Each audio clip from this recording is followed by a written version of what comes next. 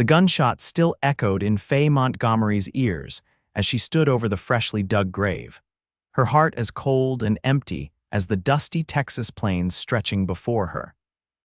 She had buried more than just a man that day. She had buried her dreams, her trust, and any foolish notion of love that had once filled her hopeful heart. Never again would she allow herself to be so deceived, not by any man, and especially not by Wade Callahan, the rugged cowboy who had stolen her heart 5 years ago before vanishing like morning mist over the prairie. The year was 1873, and Faye's 24th birthday had passed just 2 weeks prior with little celebration. Life in Timber Creek, Texas, had hardened her in ways she'd never anticipated when she'd arrived as a bright-eyed 19-year-old girl from Boston. The West had seemed so full of promise, then wide open skies and possibilities as endless as the horizon. Now she knew better. The West took more than it gave, and what it took from her could never be returned. Faye adjusted her black mourning dress, a simple garment she'd sewn herself for her father's funeral. William Montgomery had been a good man, a banker who'd come west to establish a respectable business in a growing town. He'd never quite adjusted to the rough and tumble nature of frontier life, but he'd persevered for Faye's sake after her mother's death. Now pneumonia had claimed him too, leaving Faye truly alone. "Miss Montgomery," Sheriff Danfield's voice broke through her thoughts. The older man stood respectfully at a distance, hat in hand. "I don't mean to intrude on your grief, but there are some matters regarding your father's estate that need attending." Faye nodded, dabbing at eyes that remained stubbornly dry. Her tears had dried up long ago. "Of course, Sheriff. I'll come by your office tomorrow." "That would be fine." He hesitated, shifting his weight from one foot to the other. "There's something else. A rider came through town yesterday asking about the bank." Faye's spine stiffened. "What about the bank?" "Nothing specific. Just asking who owns it now, how business was doing." The sheriff twisted his hat brim in his weathered hands. "Thought you should know. He was a hard-looking sort, cowboy type." "The bank belongs to me now," Faye said firmly, "and I intend to run it just as my father did." Sheriff Danfield nodded, though his expression betrayed his doubts. A woman running a bank in 1873 was unusual enough to raise eyebrows, even in a place where convention often gave way to necessity. "I'll see you tomorrow then, Miss Montgomery." Faye watched him walk away, then turned back to her father's grave. The wooden marker was simple but dignified, just as he had been. She placed her hand on the fresh dirt one last time. "I'll make you proud, Father," she whispered. The walk back to town was long and dusty. Timber Creek had grown considerably in the 5 years since Faye had arrived with her father.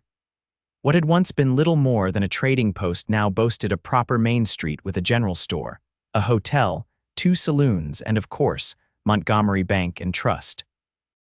It wasn't Boston, but it had become home. Faye's small house stood behind the bank, a practical arrangement her father had insisted upon. "Banking is about trust," he'd often said. "People trust a banker who lives close enough to guard their money." As she approached, Faye noticed a horse tied to the hitching post outside the bank, a magnificent chestnut stallion with a white blaze down its face. Something about the animal struck her as familiar, but she dismissed the thought. In her current state of mind, everything seemed to trigger unwanted memories. The bank had been closed since her father fell ill 2 weeks ago. Tomorrow she would reopen it, but today she simply wanted to check that everything was in order. She inserted her key into the lock, only to find the door already unlocked. Alarm shot through her. She pushed the door open cautiously, one hand reaching for the small derringer she kept in her pocket, another hard lesson learned from life on the frontier. The interior was dim, with afternoon sunlight filtering through the dusty windows. At first glance, nothing seemed disturbed. The teller's cage was locked, the heavy ledgers stacked neatly on her father's desk. Then she saw him, a broad-shouldered figure standing with his back to her, examining the safe. "Step away from there and put your hands where I can see them," Faye demanded, drawing her derringer and aiming it steadily. The man froze, then slowly raised his hands.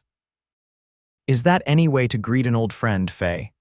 That voice, deep and rich with a hint of Texas drawl, sent a jolt through her body that was equal parts shock, fury.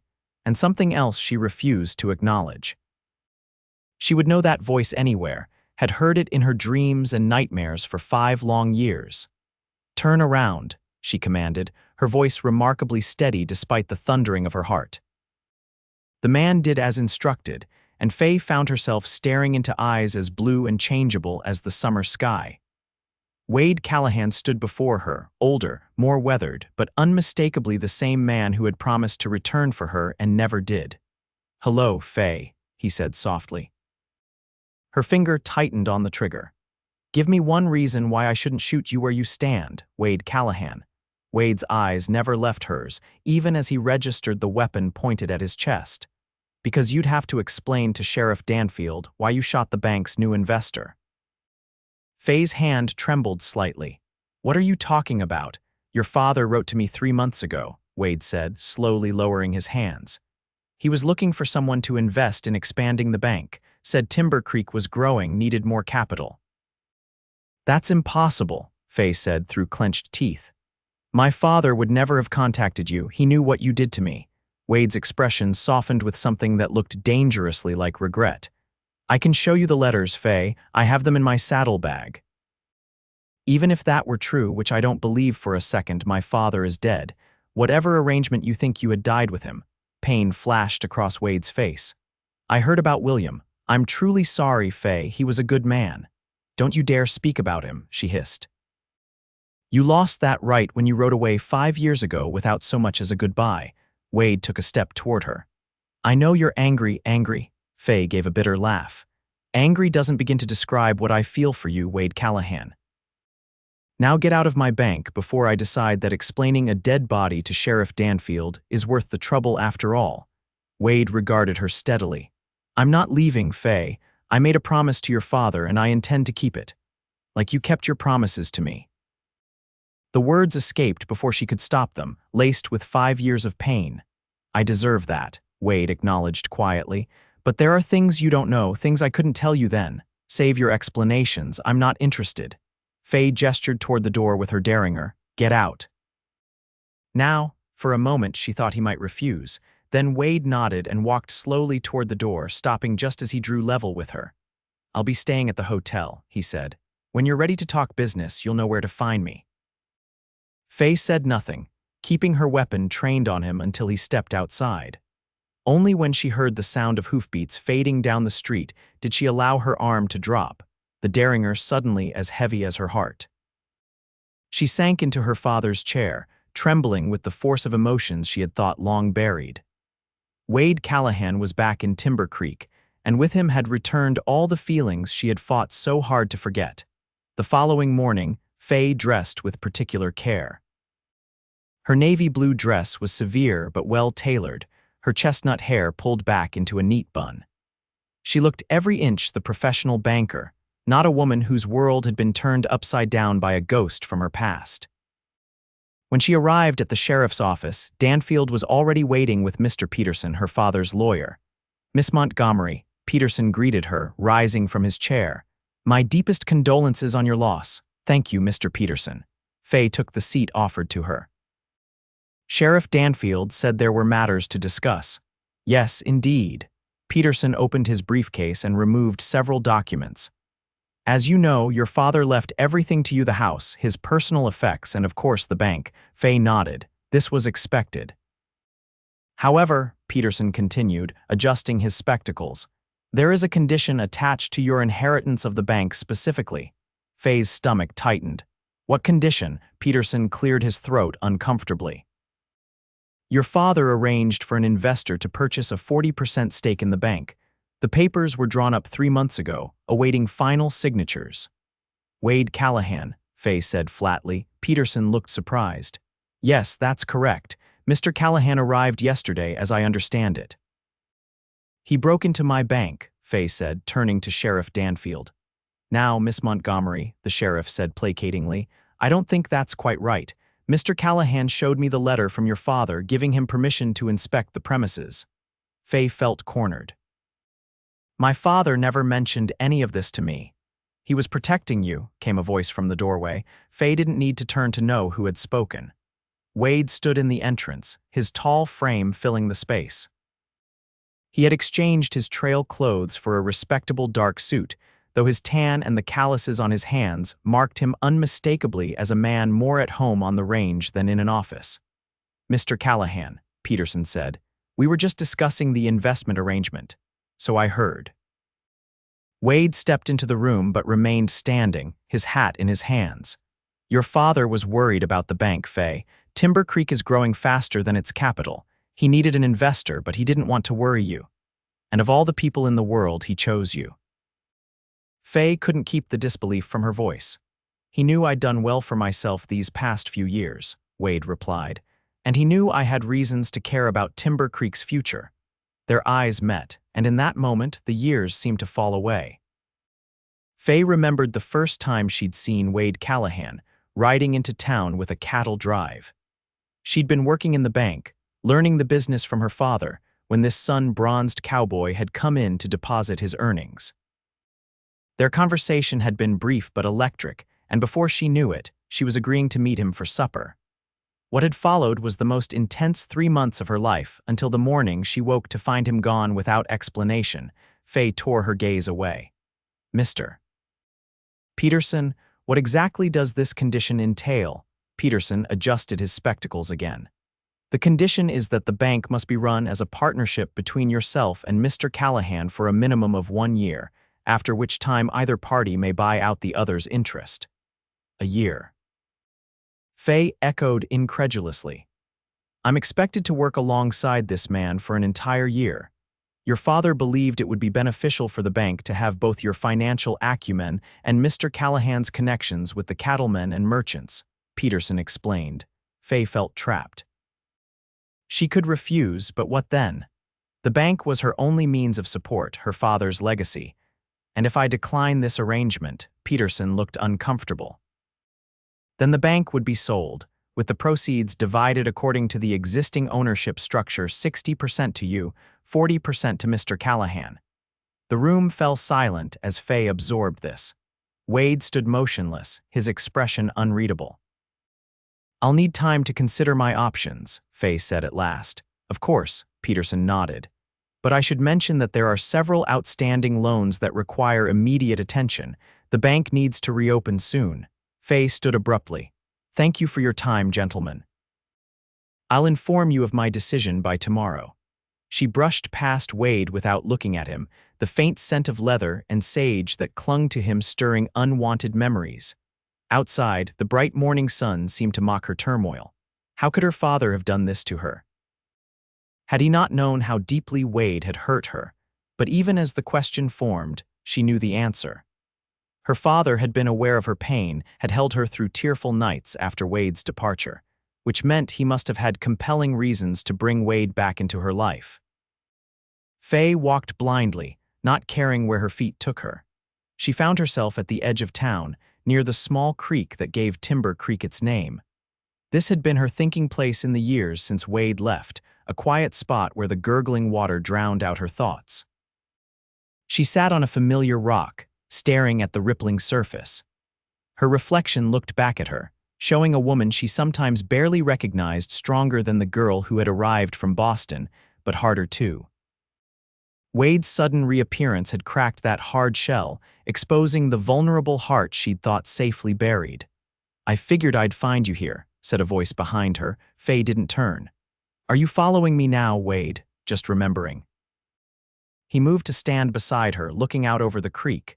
"You always came here when you needed to think. You don't know me anymore," Faye said coldly. 5 years changes a person." "Some things change," Wade agreed, "but not everything." Faye finally looked up at him.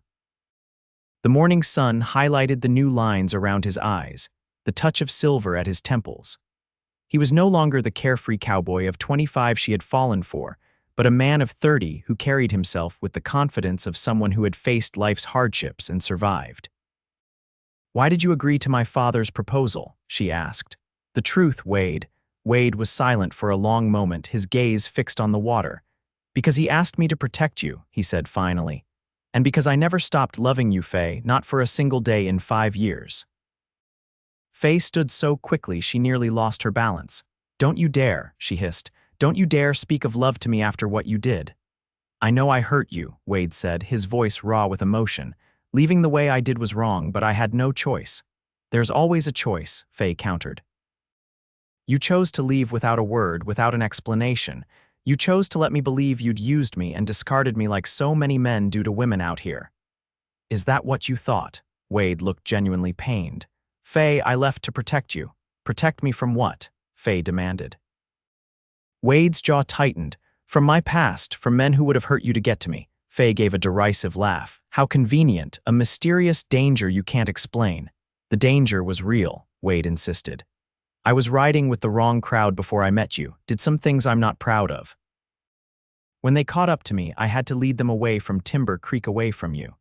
And in 5 years, you couldn't send a single letter, couldn't find a way to let me know you were alive. Wade's shoulders slumped slightly. I tried at first. But every time I started writing, I realized it would only put you in danger if they intercepted it. Then, as time passed, I figured you'd moved on, maybe married someone worthy of you. So what changed? Faye crossed her arms. Why is it safe to return now? The men who were after me are dead or in prison, Wade said. It took years to clear my name, to make sure they could never threaten anyone I cared about again. Faye wanted desperately not to believe him, but something in his eyes, a weary honesty, made her hesitate. Even if what you say is true, she said slowly, it doesn't change what happened. It doesn't erase 5 years of pain. I know. Wade took a step toward her, stopping when she tensed. I'm not asking for forgiveness, Faye, not yet. I'm just asking for a chance to prove myself to you and to this town. By becoming my business partner, Faye shook her head. I don't need a partner. I've been helping my father run the bank for years. Your father didn't think so, Wade countered gently. He saw how Timber Creek was changing. The railroad's coming, Faye. New businesses, new opportunities. The bank needs to grow with the town. Faye knew he was right. Her father had spoken often of his concerns about the bank's limited capital, his fears that larger banks from the east would eventually establish branches in growing towns like Timber Creek, driving local bankers out of business. 1 year, she said finally.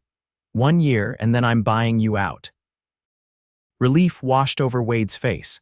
That's all I ask. A chance to make things right for the bank, for Timber Creek, and maybe someday for us. There is no us, Wade, Faye said firmly. There's a business arrangement, nothing more, Wade nodded, though his eyes told a different story. As you wish, Miss Montgomery. Faye turned to leave, then stopped. The bank reopens tomorrow at 9, don't be late. As she walked away, she felt his eyes following her, and with each step, the walls she had built around her heart seemed a little less impenetrable than they had been the day before. The first month of their partnership passed in a tense standoff.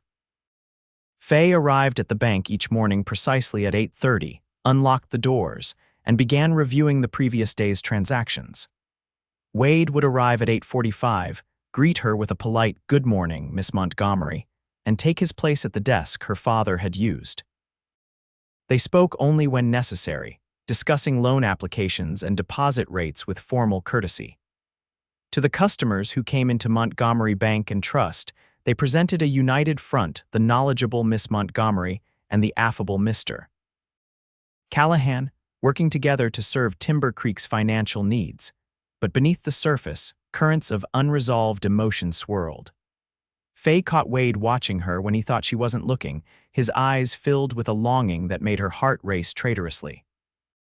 And despite her best efforts, she found herself noticing things about him, the way he remembered every customer's name, how gently he spoke to the widow Johnston about managing her late husband's estate, the respect he showed to everyone regardless of their station. This Wade Callahan was different from the carefree cowboy she had known. He was more measured, more thoughtful, and disturbingly competent at banking for a man who had spent most of his life on horseback. Where did you learn so much about finance? Faye asked one evening as they worked late, reconciling the month's accounts. Wade looked up, surprised by the personal question. I had a good teacher, he said with a small smile. My father, you. Wade set down his pen. I paid attention when you explained things to me 5 years ago. And after I left, I spent some time in Denver working for a cattle broker, learned the business from both sides. Faye absorbed this, trying to imagine Wade in an office in Denver. Is that how you made your money? Partly, Wade admitted. I saved everything I earned. Made some investments in mining operations that paid off, but mostly I worked harder than I ever had before. Why? The question slipped out before she could stop it. Wade met her gaze steadily. Because I had something to prove, to myself and to you, even if I thought I'd never see you again.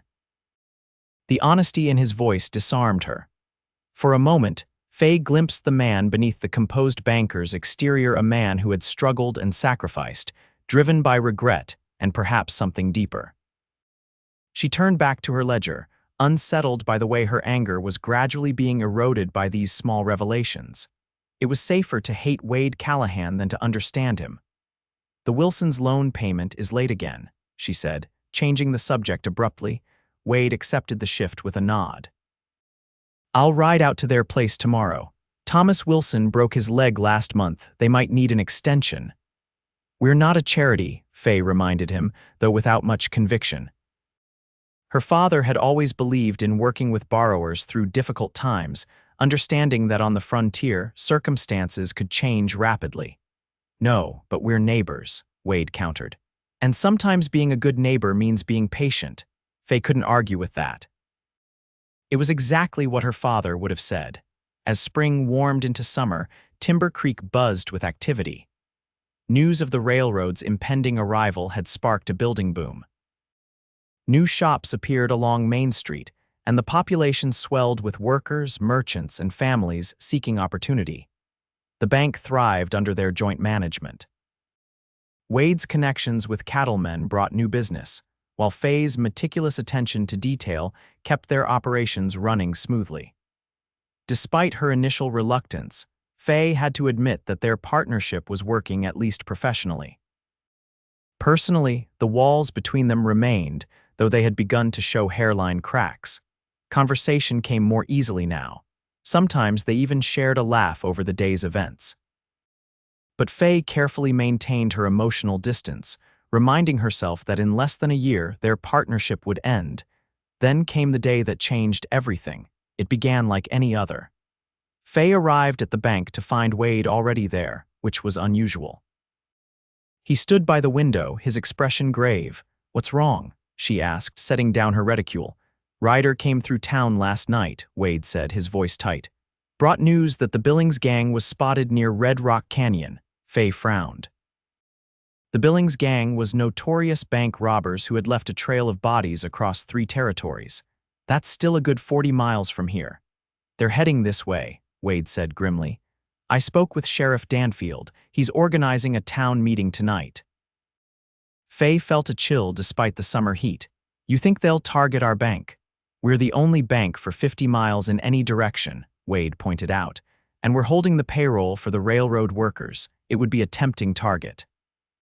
The door opened and Sheriff Danfield entered, looking as though he hadn't slept. Morning, Miss Montgomery, Callahan. Just making my rounds, checking on things. Any news? Wade asked. The sheriff shook his head. Nothing since last night. I've sent riders to the neighboring towns, warning them. He looked at Faye. Might be best to close the bank for a few days, Miss Montgomery, at least until we know the gang's moved on. We can't do that, Faye protested. People depend on us, and the railroad workers need their pay. Faye's right, Wade said, surprising her with his support. Closing would cause a panic, but we can take precautions. He turned to the sheriff. Do you have men you trust who could stand guard? Danfield looked doubtful. My deputy and I can't be here all the time, and the town's got just a handful of men I'd trust with a gun in a real fight. I'll stay here at night, Wade decided. Move a cot into the back room. Faye began to object. It makes sense, he insisted. I know how to handle trouble, and I know this bank better than anyone except you. The sheriff nodded. Not a bad idea. I'll check in regular and we'll keep an eye out for strangers. After Danfield left, Faye rounded on Wade. You can't just decide things like that without consulting me. This is my bank too. Our bank, Wade corrected gently. And I'm trying to protect it and you. I don't need your protection, Faye said automatically, though the thought of the Billings gang terrified her. She had heard stories of their brutality, how they had executed bank tellers who were too slow opening safes. Wade stepped closer, close enough that she could see the flecks of gold in his blue eyes. Maybe not, he said softly. But I need to give it anyway. I couldn't live with myself if something happened to you, Faye. Not again. The intensity in his gaze made her breath catch. For a moment, she was transported back 5 years, to moonlit walks by the creek and whispered promises under the stars. The spell was broken by the arrival of their first customer of the day. Faye stepped back, flustered, and Wade returned to his desk. But something had shifted between them, a recognition of the connection that still hummed beneath their carefully maintained distance. That night, after the town meeting where Sheriff Danfield outlined the threat and urged vigilance, Faye found herself reluctant to leave the bank. Wade had brought in a simple cot and was arranging it in the small room behind the teller's cage where they kept supplies. "You don't have to do this," Faye said from the doorway. Wade looked up, a blanket in his hands. "I know I don't have to, I want to." Faye hesitated, then entered the room. It was small, with barely enough space for the cot and a small table. "At least let me bring you some decent bedding from the house, and some food." "I wouldn't say no to that," Wade admitted with a smile that reminded her painfully of happier days. 20 minutes later, Faye returned with a basket containing a pillow, a proper quilt, and a covered dish of stew she had kept warm from her own dinner. She found Wade checking the locks on the windows, his gun belt draped over the back of a chair. "You really think they'll come here?" she asked, setting down the basket. Wade turned to her. "I don't know, but it's better to be prepared." Faye nodded, unpacking the items she'd brought. She arranged the pillow and quilt on the narrow cot, aware of Wade watching her domestic gestures with an expression that made her cheeks warm. "Thank you," he said when she finished, "for the bedding and for trusting me with this." "I don't have much choice," Faye pointed out, though without the edge that would have been in her voice a month ago. "There's always a choice," Wade echoed her words from their conversation by the creek. "You could have asked Sheriff Danfield to find someone else." Faye met his gaze. "Could I? Who else knows this bank as well as you do? Who else would I trust with everything my father built?" The admission hung in the air between them. Trust.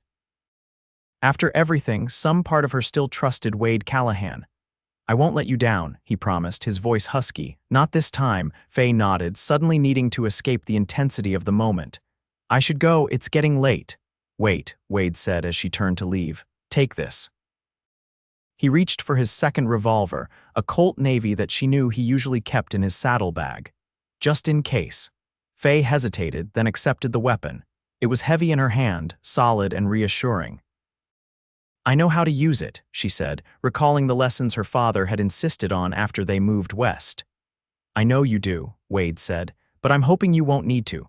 3 days passed without incident.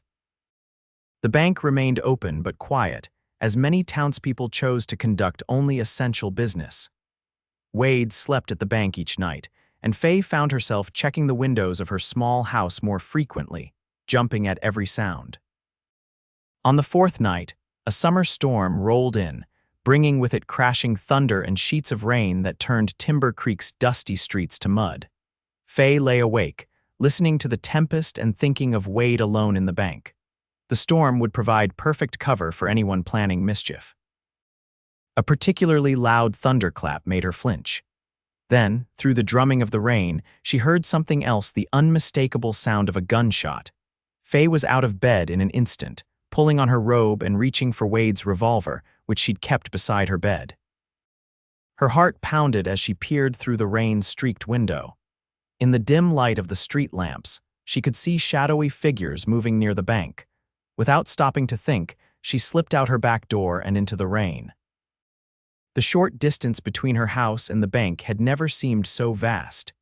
She crept along the side of the building, soaked to the skin within moments, the revolver clutched tightly in her hand.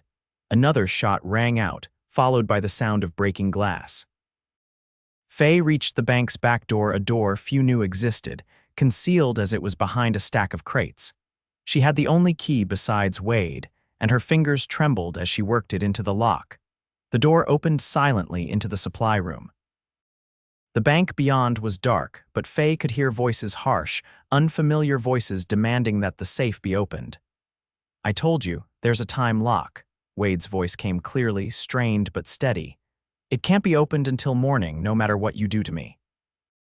A sickening thud was followed by a grunt of pain. Faye pressed her hand to her mouth to stifle a gasp. They were hurting him. "You're lying," a rough voice snarled. "Open it now or the next bullet goes through your knee." Faye's mind raced. The safe didn't actually have a time lock. Wade was bluffing to buy time. But how much time did he have? She needed to get help, but she couldn't leave Wade at their mercy. Making a split-second decision, Faye moved to the small window that opened onto the alley. She broke the glass with the butt of the revolver, then fired 2 shots into the air. The sound would carry even through the storm, a signal that would bring Sheriff Danfield running. The commotion in the front room increased. "What was that?" someone demanded. "Probably just the storm," another voice answered, unconvincingly. "Check the back," the first voice ordered. Faye pressed herself against the wall beside the supply room door, the revolver raised. She had never shot a person before, but in that moment, she knew she would pull the trigger to protect Wade. The door swung open, and a bearded man with a bandana pulled up to his eyes stepped into the room, his gun drawn. Faye brought the revolver down hard on the back of his head before he could turn.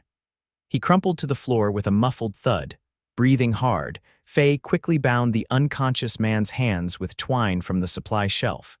Then she peered around the doorframe into the main room of the bank. Wade was on his knees, blood trickling from a cut above his eye. 2 men stood over him, one tall and lean, the other shorter but powerfully built. Both had guns trained on him. "Your friend's taking his sweet time back there," the tall one said, cocking his revolver. Faye knew she had only moments before they realized something was wrong. Drawing a deep breath, she stepped into the doorway, Wade's Colt steady in her hand. "Drop your weapons," she commanded, her voice remarkably calm despite the terror coursing through her. The men whirled, their expressions shifting from surprise to cruel amusement. "Well, look what we have here," the shorter man sneered. "A little lady banker come to the rescue." "I said drop them," Faye repeated, aiming the revolver at his chest. "I only need to hit one of you to make my point." The men exchanged glances, clearly assessing whether she would actually shoot. In that moment of hesitation, Wade moved with startling speed. Despite his bound hands, he lunged forward, driving his shoulder into the taller man's knees. The man went down with a cry of pain, his gun discharging into the ceiling. The shorter man turned to aim at Wade, and Faye fired without thinking. Her shot went wide, but it was enough to make him duck. Wade rolled, coming up with the fallen man's gun awkwardly gripped in his bound hands. The standoff might have continued, but at that moment the front door burst open. Sheriff Danfield stood framed in the doorway, his shotgun leveled. "Drop it, Billings," he ordered. The shorter man Billings himself. Faye realized weighed his options for a second, then slowly lowered his weapon. "Smart choice," Danfield said, stepping inside, followed by his deputy and 2 townsmen with rifles. As the sheriff and his men secured the robbers, Faye rushed to Wade's side. Her hands shook as she untied the ropes binding his wrists. "Are you all right?" she asked, her voice catching as she gently touched the cut on his forehead. Wade winced but managed a smile. "I am now." His eyes searched her face, taking in her rain-soaked hair and nightclothes. "You saved my life, Faye. You would have done the same for me," she said simply. Wade's hand came up to cup her cheek, his thumb brushing away a drop of water or perhaps a tear. "Yes," he agreed softly. "I would do anything for you." The intensity in his gaze made her heart stutter. For the first time in 5 years, Faye allowed herself to truly see the love that had never died in Wade Callahan's eyes and to acknowledge the answering emotion in her own heart. Sheriff Danfield cleared his throat, breaking the moment. "Miss Montgomery, you should get yourself home and into some dry clothes before you catch your death. Callahan, you need that cut looked at." Reality reasserted itself. Faye stepped back, suddenly aware of her inappropriate attire and the curious glances of the townsmen. "Sheriff's right," Wade said, rising to his feet with a grimace. "We can talk tomorrow." Faye nodded, reluctantly surrendering the revolver to Wade. As she turned to leave, she felt his hand gently catch hers, squeezing it briefly in wordless gratitude and something more, a promise, perhaps, that what had begun tonight would not end with the storm. The attempted robbery became the talk of Timber Creek. Newspapers as far away as Denver carried the story of how the notorious Billings gang had been captured thanks to the quick thinking of Miss Faye Montgomery and the bravery of her business partner, Wade Callahan. For Faye, the incident marked a turning point. The walls she had built around her heart began to crumble in earnest as she was forced to confront a simple truth.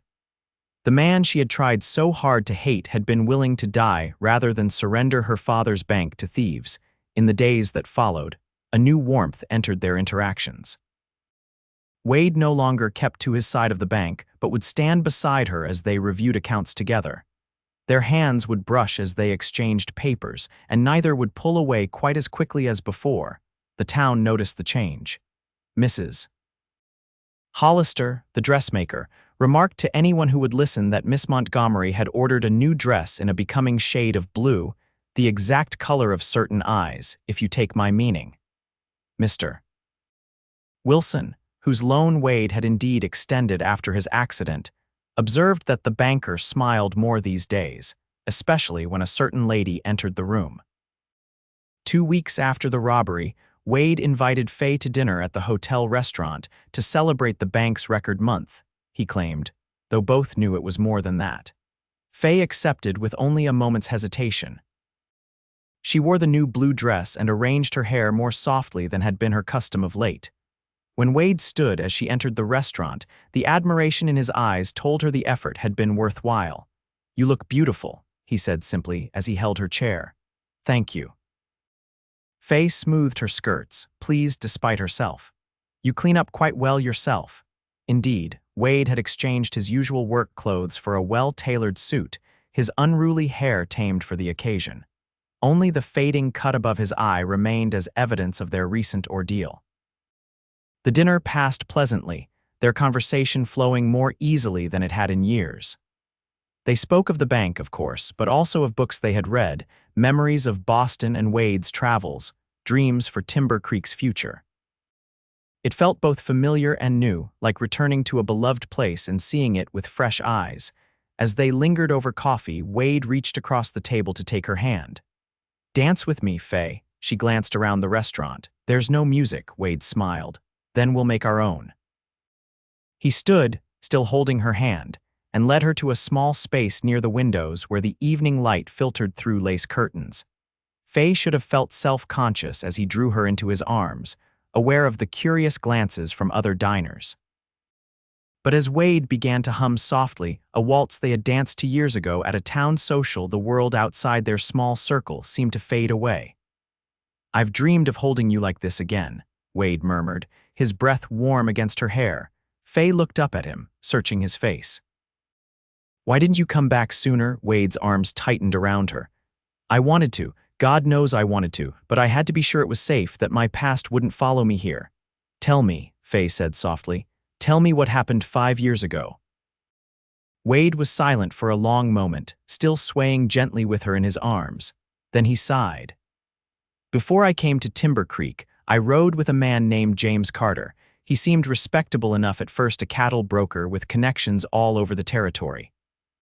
But I discovered he was using his business as a cover for rustling operations." "What did you do?" Faye asked. "I confronted him, told him I wanted no part of it."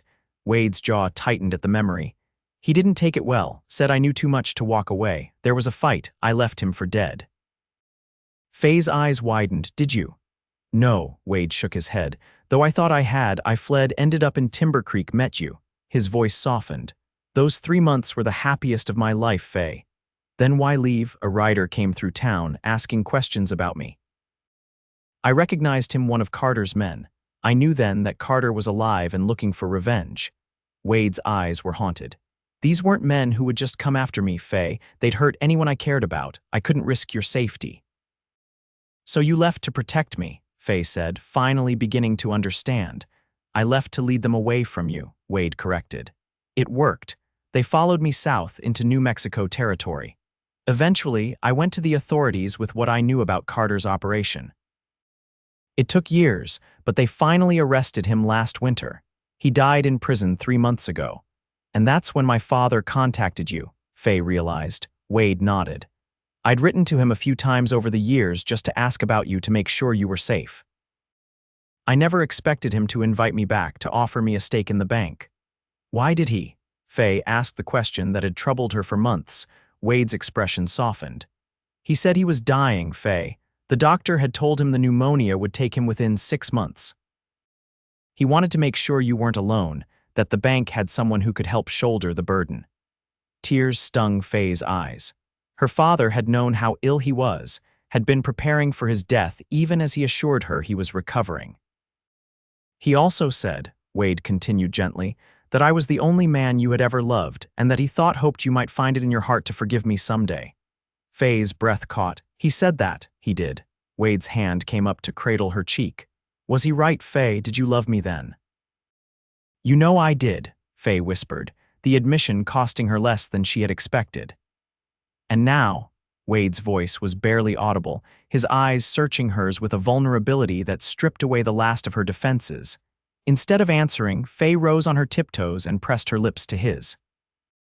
The kiss was gentle at first, tentative with the weight of 5 years' separation. Then Wade's arms tightened around her, and the kiss deepened into something that spoke of longing fulfilled and promises renewed. When they finally broke apart, both breathless, Wade rested his forehead against hers. I've waited so long to do that, he murmured. So have I, Faye admitted. Even when I thought I hated you, I missed you. Wade chuckled softly. You were magnificent, you know, all cool disdain and proper banking talk. It drove me crazy. Good, Faye said with a small smile. You deserved a little torment. I deserved a lot more than that, Wade acknowledged. And I'm prepared to spend the rest of my life making it up to you if you'll let me. The words hung between them, not quite a proposal, but a promise nonetheless. Faye knew they still had much to resolve, trust to rebuild. But for the first time since Wade had ridden back into her life, she allowed herself to believe in a future together. One day at a time, she said softly. We'll see where it leads. Wade smiled, the joy in his eyes warming her to her core. One day at a time, he agreed, and sealed the promise with another kiss. Summer faded into autumn, and with the changing season came further changes to Timber Creek. The railroad construction advanced steadily, bringing new faces and opportunities. Montgomery Bank and Trust thrived under Faye and Wade's partnership, which had evolved into something far more personal than business. They courted properly this time, with Wade calling at Faye's house each Sunday after church, taking her for drives in the buggy he had purchased, and escorting her to town socials. They still had their disagreements, both being strong-willed by nature, but now they faced challenges together rather than as adversaries. As October painted the surrounding hills with gold and crimson, Wade took Faye riding to a scenic overlook above Timber Creek. The town spread below them, smoke rising from chimneys against the clear blue sky. It's grown so much, Faye observed, taking in the new buildings and busy streets. My father would hardly recognize it. He'd be proud of what you've accomplished, Wade said, helping her down from her horse. The bank is stronger than ever. What we've accomplished, Faye corrected him. She had long since stopped thinking of the bank as solely hers. It wouldn't have happened without you. Wade smiled, taking her hand and leading her to a flat rock where they could sit and enjoy the view. I've been thinking about the future, Faye. Our year is almost half over. Faye felt a twinge of anxiety. The agreement had specified that after a year, either of them could buy out the other's interest in the bank. Are you planning to leave once the year is up? She asked, trying to keep her voice steady. Wade looked startled. Leave? No, Faye, the opposite, actually. He reached into his pocket and withdrew a small velvet box. I'm hoping to stay forever if you'll have me. Faye's heart seemed to stop as Wade slid from the rock to one knee before her. Faye Montgomery, he said, his voice husky with emotion. I've loved you since the first moment I saw you, and I'll love you until my last breath. Will you marry me? He opened the box to reveal a ring, a perfect diamond set in gold, simple yet elegant. Tears blurred Faye's vision as 5 years of pain finally gave way completely to the love she had never truly stopped feeling. Yes, she whispered. Yes, Wade, I'll marry you. Wade's face lit with joy as he slipped the ring onto her finger. Then he was pulling her into his arms, his kiss conveying all the emotion words couldn't express. When they finally broke apart, Faye rested her head against his chest, listening to the steady beat of his heart. I thought I had buried our love so deeply it could never be found again, she admitted softly. Wade's hand stroked her hair. And I thought I had lost the right to even hope for it, he replied. But love like ours doesn't die so easily, it seems. Faye looked up at him, at the face that had haunted her dreams for 5 long years. When did you know? That I might forgive you, I mean. Wade smiled, his eyes crinkling at the corners. The night of the robbery, when you came through that door like an avenging angel, soaking wet and pointing my own gun at the Billings gang. I knew then that you still cared, even if you weren't ready to admit it. Faye laughed softly. I was terrified they would kill you. I couldn't bear the thought of losing you again. And when did you know you still loved me? Wade asked, his fingers tracing the line of her jaw. Faye considered the question. I think I always knew deep down. But I wouldn't admit it to myself until that night we danced in the restaurant when you told me why you'd left. Understanding your reasons didn't erase the pain, but it helped me see past it to what we could build together. Wade kissed her again, tenderly. I promise you, Faye Montgomery, I will never leave you again. Whatever comes, we'll face it together. They were married on the first day of November in Timber Creek's small church. The entire town turned out for the occasion, curious to witness the culmination of what had become their favorite local romance. Mrs. Hollister had outdone herself with Faye's wedding gown, ivory satin with delicate lace that had been ordered specially from St. Louis. Sheriff Danfield gave the bride away, stepping in for the father who could not be there. As Faye walked down the aisle toward Wade, who waited for her with undisguised adoration, she felt her father's presence strongly. He had known somehow that Wade would return, that their love deserved a second chance. In bringing them together through the bank, he had given them both a precious gift. The ceremony was simple but heartfelt. When the minister pronounced them husband and wife, Wade's kiss was a promise sealed before God and their community, a promise of devotion that would never waver again. The reception at the hotel was jubilant, with music and dancing lasting well into the evening. As Faye and Wade took to the floor for their first dance as husband and wife, she caught sight of her father's pocket watch, which Wade wore in his vest pocket. He gave it to me, Wade explained, following her gaze. In his last letter. Said a man should have something to pass down to his sons someday. Faye's eyes misted with tears. He really did believe in us, didn't he? Even when I was so determined to hate you, Wade smiled, drawing her closer. Your father was a wise man. He saw what we couldn't, that some loves are worth fighting for, worth waiting for. Worth digging up when they've been buried, Faye added softly. Wade's laugh rumbled through his chest. Is that what I did? Dug up our buried love. With that first kiss in the bank, when I was so angry I could barely see straight, Faye smiled at the memory. Yes, I think that's exactly what you did. Then I'm glad I was persistent, Wade murmured, bending to brush his lips against hers once more. Because loving you, Faye Callahan, is the greatest adventure of my life. As they danced beneath the golden light of the hotel's chandeliers, surrounded by friends and well-wishers, Faye knew that the journey ahead would not always be easy. The frontier remained a place of challenge and change. But with Wade by her side, she faced the future with a heart no longer buried beneath layers of hurt and mistrust, but open to all the joy and love that life had to offer. 2 years later, on a crisp autumn day much like the one when Wade had proposed, Faye stood on the porch of their home on the outskirts of Timber Creek. The house was new, built to their specifications on land that overlooked both the town and the creek that gave it its name. Behind her, the sound of a baby's laughter filtered through the open door.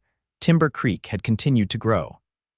The railroad had brought prosperity, and Montgomery and Callahan Bank, as it was now known, had grown with it.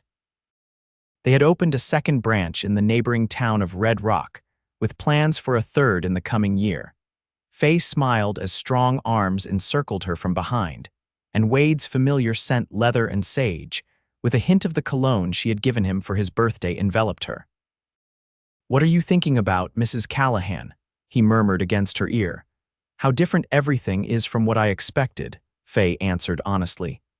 3 years ago, I thought my life was set running the bank alone, never trusting my heart to anyone again.